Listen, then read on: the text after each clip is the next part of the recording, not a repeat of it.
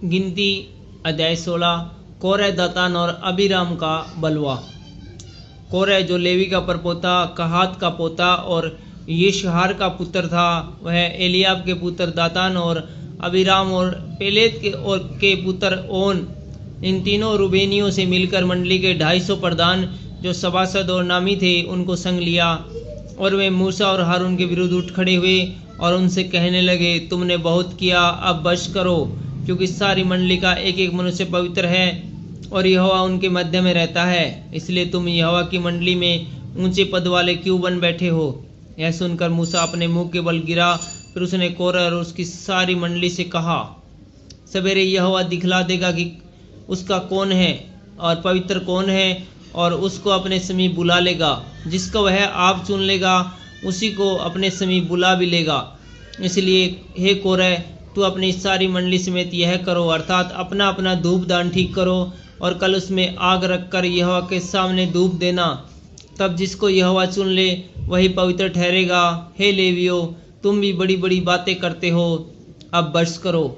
फिर मूसा ने कोरह से कहा, हे लेवियो सुनो, क्या यह तुम्हें छोटी बात जान पड़ती है कि इजराइल के परमेश्वर ने तुमको इजराइल की मंडली से अलग करके अपने निवास की सेवा करने और मंडली के सामने खड़ी होकर उसकी भी सेवा टहल करने के लिए अपने समीप बुला लिया है, और तुझे और तेरे सब लेवी भाइयों को भी अपने समीप बुला लिया है। फिर भी तुम याजक पद के भी खोजी हो, और इसी कारण तूने अपनी सारी मंडली को यहोवा के विरुद्ध इकट्ठी किया है। हारून कौन है कि तुम उस पर बुड़बुड़ाते हो? फिर मूसा ने एलियाब के पुत्र दातान और अबीराम को बुला भेजा और उन्होंने कहा, हम तेरे पास नहीं आएंगे। क्या यह एक छोटी बात है कि तू हमको ऐसे देश से जिसमें दूध और मधु की धाराएं बहती हैं इसलिए निकाल ले आया है कि हमें जंगल में मार डाले? फिर क्या तू हमारे ऊपर प्रधान भी बनकर अधिकार जताता है? फिर तूने हमें ऐसे देश में जहाँ दूध और मधु की धाराएं बहती हैं नहीं पहुँचाया, और न हमें खेतों और दाख की बारियों के अधिकारी किया। क्या तू इन लोगों की आंखों में धूल डालेगा? हम तो नहीं आएंगे। तब मूसा का कोप बहुत भड़क उठा और उसने यहोवा से कहा, उन लोगों की भेंट की ओर दृष्टि न कर। मैंने तो उनसे एक गधा तक नहीं लिया और उनसे किसी की हानि की है और न किसी की हानि की है। तब मूसा ने कोरह से कहा, कल तो अपनी सारी मंडली को साथ लेकर हारून के साथ यहोवा के सामने हाजिर होना, और तुम सब अपना अपना धूप दान लेकर उसमें धूप देना। फिर अपना अपना धूप दान जो सब समेत 250 होंगे यहोवा के सामने ले जाना। विशेष करके तुम और हारून अपना धूप दान ले जाना। इसलिए उन्होंने अपना अपना धूप दान लेकर और उसमें आग रखकर उन पर धूप डाला, और मूसा और हारून के साथ मिलाप वाले तंबू के द्वार पर खड़े हुए। और कोरह ने सारी मंडली को उनके विरुद्ध मिलाप वाले तंबू के द्वार पर इकट्ठा किया। तब यहोवा का तेज सारी मंडली को दिखाई दिया। तब यहोवा ने मूसा और हारून से कहा, उस मंडली के बीच में से अलग हो जाओ कि मैं उन्हें पल भर में भस्म कर डालूं। तब वे मुंह के बल गिर के कहने लगे, हे ईश्वर, हे सब प्राणियों की आत्मा के परमेश्वर, क्या एक पुरुष के पाप के कारण तेरा क्रोध सारी मंडली पर होगा? यहोवा ने मूसा से कहा, मंडली के लोगों से कह कि कोरह, दातान और अबीराम के तंबुओं के आसपास से हट जाओ। तब मूसा उठकर दातान और अबीराम के पास गया, और इजराइलियों के विरुद्ध लोग उसके पीछे पीछे गए। और उसने मंडली के लोगों से कहा, तुम उन दुष्ट मनुष्य के डेरों के पास से हट जाओ और उनकी कोई वस्तु न छुओ, कहीं ऐसा न हो कि तुम भी उनके सब पापों में फंसकर मिट जाओ। यह सुन के वे कोरह, दातान और अबीराम के तंबुओं के आसपास से हट गए। परंतु दातान और अबीराम निकलकर अपनी पत्नियों, बेटों और बाल बच्चों समेत अपने अपने डेरों के द्वार पर खड़े हुए।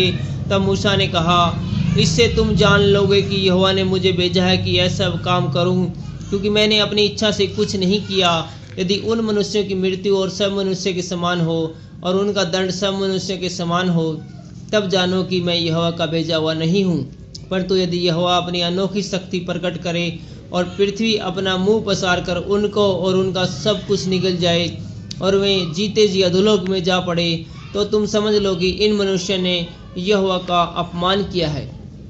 वह ये बात कह ही चुका था कि भूमि उन लोगों के पाँव के नीचे से फट गई और पृथ्वी ने अपना मुंह खोल दिया, और उनका और उनके घर द्वार का सामान और कोरह के सब मनुष्य और उसकी सारी संपत्ति को भी निकल गई, और वे उनका सारा घर बार जीवित अधोलोक में जा पड़े, और पृथ्वी ने उनको ढांप लिया और वे मंडली के बीच में से नष्ट हो गए।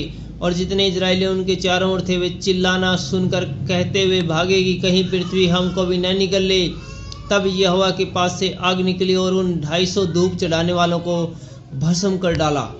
धूपदान।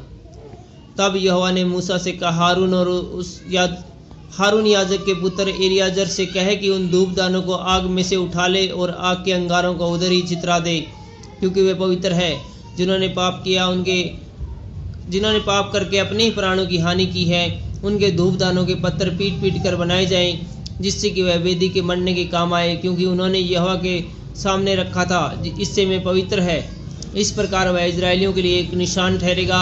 इसलिए एलियाजर याजक ने उन पीतल के धूपदानों को, जिसमें जले हुए मनुष्य ने धूप चढ़ाया था, लेकर उनके पत्थर पीट पीट कर वेदी के बनने के लिए बनवा लिए, कि इजरायलियों को इस बात का स्मरण रहे कि कोई दूसरा जो हारून के वंश का न हो यहोवा के सामने धूप चढ़ाने को समीप न आए।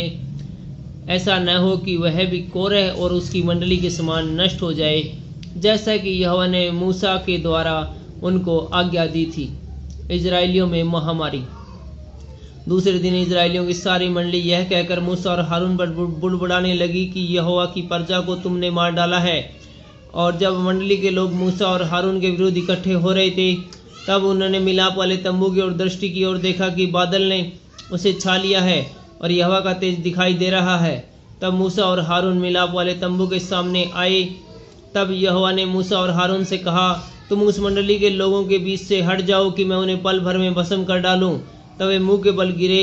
और मूसा ने हारून से कहा, धूपदान को लेकर उसमें वेदी पर से आग रखकर उस पर धूप डाल, मंडली के पास फुर्ती से जाकर उसके लिए प्रायश्चित कर, क्योंकि यहोवा का कोप अत्यंत भड़का है और मरी फैलने लगी है। मूसा की आज्ञा के अनुसार हारून धूपदान और लेकर मंडली के बीच में दौड़ गया, और यह देखकर कि लोगों में मरी फैलने लगी है, उसने धूप जलाकर लोगों के लिए प्रायश्चित किया। और वह मुर्दों और जीवितों के मध्य में खड़ा हुआ। तब मरी थम गई, और जो कोरह के संग भागी होकर मर गए थे, उन्हें छोड़ जो लोग इस मरी से मर गए वे 14,700 थे। तब हारून मिलाप वाले तंबू के द्वार पर मूसा के पास लौट गया और मरी थम गई। Thank you.